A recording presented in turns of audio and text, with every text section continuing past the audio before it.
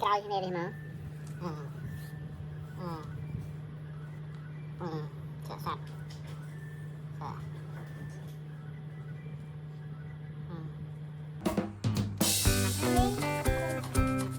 hay à sạch xây cho này cái xiên chọp chương đã bị rệt chua bay nó cái bay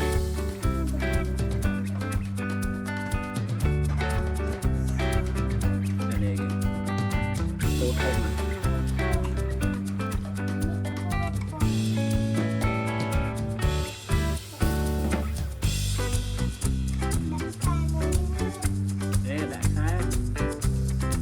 chỉnh ăn bạc của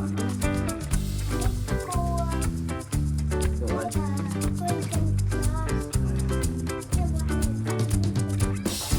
để cho kia đó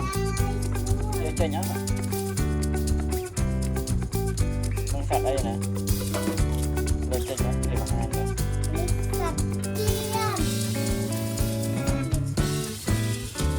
đây nha đấy chia mấy không mấy à mỗi lúc mình tôm nhà mỗi lúc mình thoa rồi đó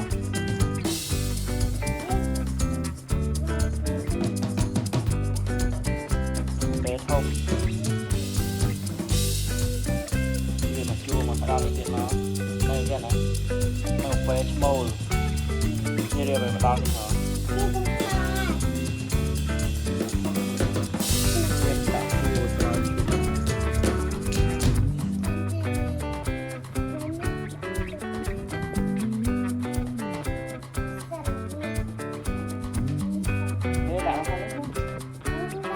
cho bạn con mình chốt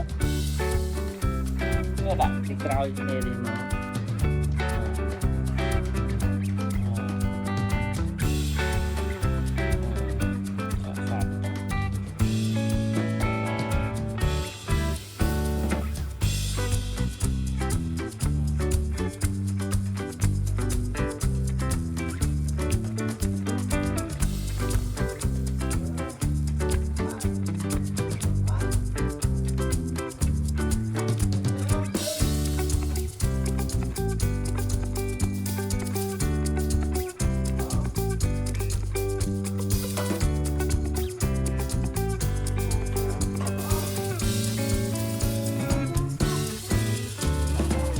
mong gì ạ?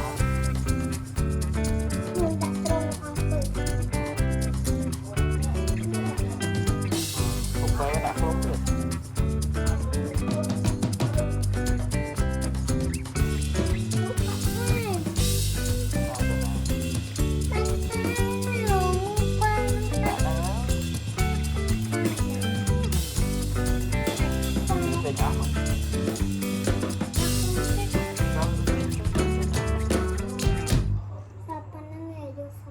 Thọt áo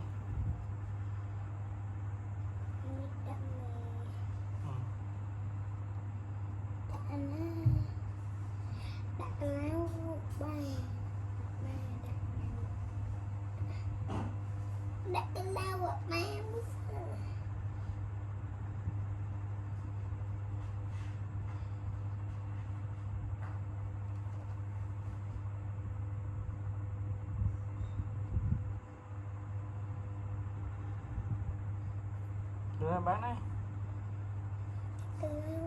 thì bạn không thọt đi à